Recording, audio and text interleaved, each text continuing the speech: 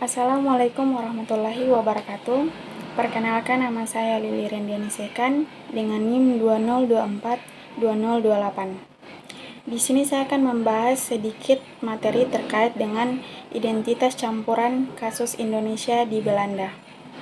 Langsung saja, materi ini membahas tentang pengalaman kewargaan dari suatu golongan etnis campuran, yakni orang Indo dalam kehidupan mereka sekarang di masyarakat Belanda pasca kolonial.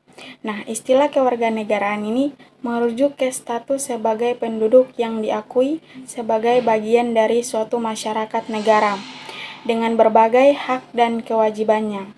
Nah, istilah pasca kolonial ini digunakan dalam pengertian harafiahnya, yakni setelah Belanda tidak lagi memiliki daerah jajahan atau koloni, tetapi juga dalam pengertian yang lebih luas, yaitu mengenai pengaruh dari hubungan-hubungan kolonial di antara penguasa dan yang dikuasai.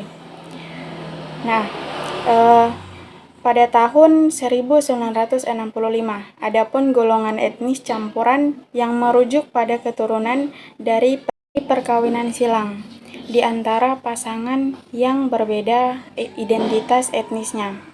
Yang dalam hal orang Indo adalah perkawinan di antara orang Belanda dan orang pribumi Nusantara. Nah, materi ini juga bertujuan untuk mengisi celah pengetahuan tentang etnisitas yang dalam khazanah ilmu sosial di Indonesia lebih sering terfokus ke identitas etnik tunggal. Nah, agak jarang perhatian ke gejala pertemuan dan pergaulan antar etnis yang menghasilkan percampuran identitas dan kebudayaan di antara orang-orang yang sebelumnya termasuk golongan etnis yang berbeda-beda. Nah, yang kerap disebut sebagai kreolisasi yaitu Patterson pada tahun 1975. Mengikuti Patterson yang pada tahun 1975, kreolisasi dapat terjadi melalui dua mekanisme.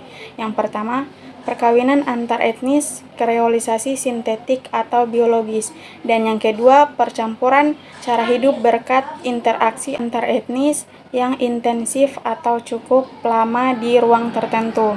Nah, kreolisasi segmenter atau kreolisasi budaya. Nah, dari materi ini dapat disimpulkan bahwa ada tiga hal pokok. Yang pertama, perwujudan keindoan sebagai identitas dengan segala atribut budayanya, tergantung kepada ruang yang diberikan oleh negara. Dan hal ini tergantung kepada negara yang mana yang berkuasa.